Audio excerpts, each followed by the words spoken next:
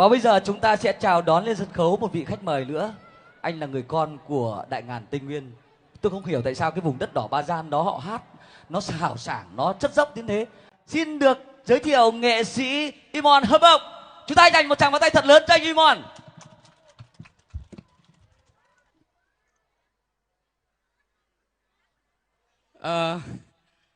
Vâng, quả thật là cảm thấy rất là vui và rất là hạnh phúc khi được sự quan tâm của ban lãnh đạo địa phương, đặc biệt là những người anh thân thương của Moan, đó là anh Hùng và anh Hà, đã gắn kết và tạo điều kiện cho Moan được về đây phục vụ tất cả mọi người nhân dịp lễ hội đền Sám hôm nay. Không có gì hơn nhưng ngoài lời chúc tốt đẹp nhất đến tất cả quý vị, chúc quý vị có những ngày lễ hội thật là ấm cúng, tràn đầy niềm vui và hạnh phúc. Và Moan cũng xin hứa với tất cả mọi người rằng là sẽ cố gắng hết sức mình, những tình cảm chân thành nhất của mình để gửi đến cho tất cả mọi người. Có đồng ý không ạ? Đồng ý chúng ta cho chàng pháo tay nồng nhiệt đấy ạ. Vâng, cảm ơn rất là nhiều. Và sau đây sẽ là một món quà từ quê hương của em. Hồi nãy bạn có giới thiệu là ở Gia Lai, nhưng thực chất Moan là sinh ra và lớn lên ở tại tỉnh Đắk Lắk, thành phố Buôn Ma Thuột, nơi mà cà phê và sầu riêng rất là ngon ạ.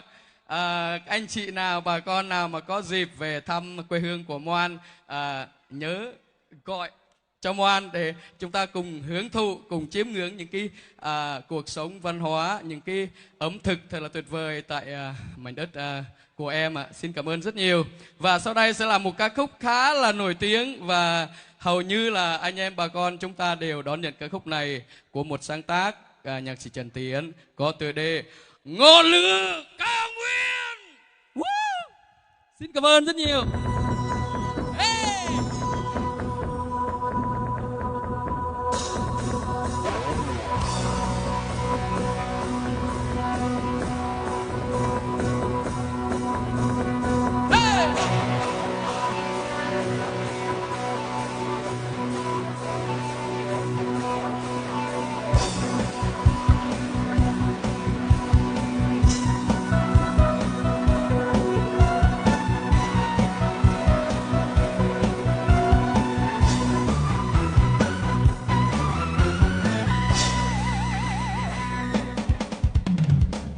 Một ngọn lửa hồng còn bên ta,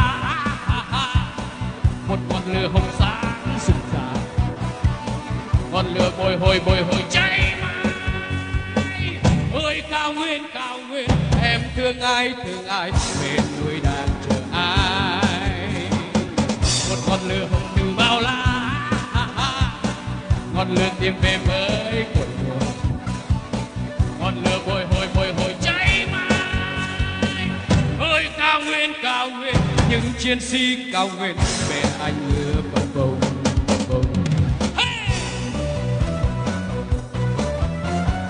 Cháy đến hồi kia, cháy mãi cho bóng em hiện ra.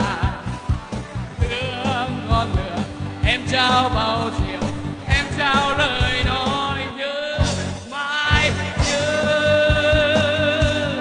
Lời nói lửa cháy dịu đắng ngày nào. Còn đàn chim chớ nào bay qua dưới bầu trời. Còn cầm công an quân ba trôi qua dưới mặt trời. Còn yêu em anh còn thương em mãi, người ơi. Cháy lên đi lửa những cao nguyên, còn mãi trong ta tình yêu cao nguyên. Cháy lên đi lửa những cao nguyên, còn mãi trong ta tình yêu cao nguyên. Xin cảm ơn một lần nữa, xin cảm ơn ban lãnh đạo đã tạo điều kiện cho em được về đây. Cảm ơn các anh rất nhiều. Cảm ơn. Hey!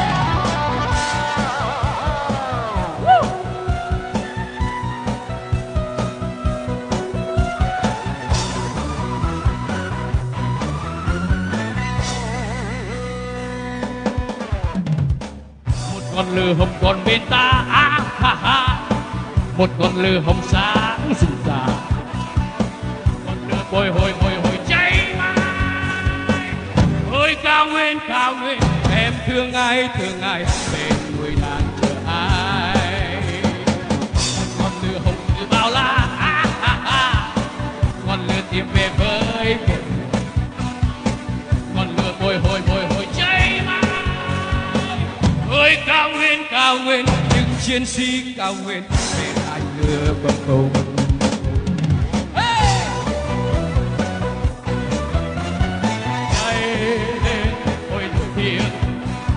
Cháy mãi cho bóng em hiện ra giữa ngọn lửa.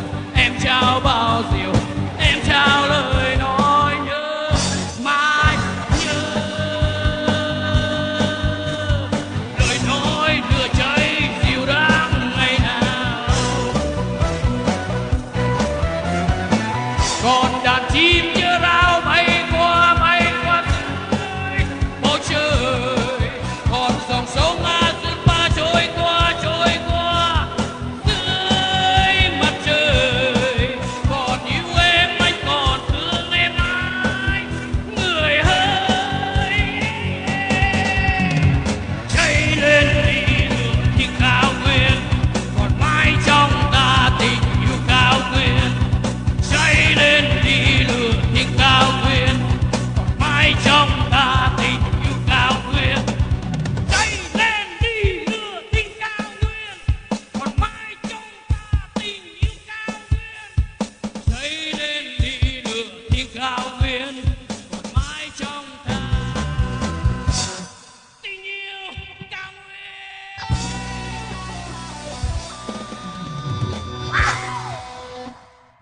Vâng, xin cảm ơn rất nhiều ạ.